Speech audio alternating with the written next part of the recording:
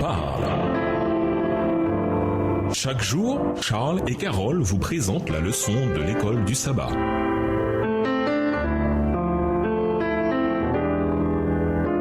Bienvenue à votre émission Dieu nous parle. Voilà la leçon 8, l'un de ses plus petits. Étude de la semaine, Matthieu 5, versets 2 à 16, et les versets 38 à 48, Romains 12, versets 20 à 21, Luc 16, versets 19 à 31, Luc 12, versets 13 à 21, et Matthieu 25, versets 31 à 46. Verset à mémoriser, et le roi leur répondra, Amen, je vous le dis, dans la mesure où vous avez fait cela pour l'un de ses plus petits, l'un de mes frères, c'est à moi que vous l'avez fait. Matthieu 25, verset 40. Après avoir vu que Jésus vécut en se préoccupant des autres, en particulier ceux qui souffrent et sont perdus, nous devrions nous attendre à ce que Jésus ait également beaucoup à dire sur le fait de s'occuper d'eux, et c'est le cas. L'enseignement de Jésus est pratique, focalisé sur ce que signifie vivre comme disciple de Dieu. De ce fait, nous pouvons voir que Jésus nous exhorte à accomplir des actes de justice, de bonté et de miséricorde, comme ceux qu'il a lui-même accomplis en personne tandis qu'il était sur la terre. Si nous suivons son exemple, nous nous occuperons d'autrui comme il l'a fait. Jésus a également parlé du royaume des cieux. Dans sa description, le royaume des cieux est une réalité qui fonctionne avec des priorités, des valeurs et une morale différente de celles que l'on trouve dans les royaumes terrestres. Les enseignements de Jésus ont établi le modèle de ce royaume, qui met fortement l'accent sur la manière dont nous servons Dieu et, en le servant, dont nous agissons envers autrui. Nous découvrons également que servir les autres, se soucier de leurs besoins et les encourager sont des moyens par lesquels nous pouvons offrir directement notre service à Dieu. Et nous vous laissons avec la question du jour. Si nous voulons vraiment le suivre, nous dit Jésus, nous devons être désireux d'aider ceux que la société juge indignes. Au revoir. Et à demain si Dieu veut.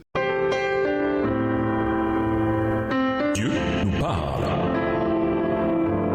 Chaque jour, Charles et Carole vous présentent la leçon de l'école du sabbat.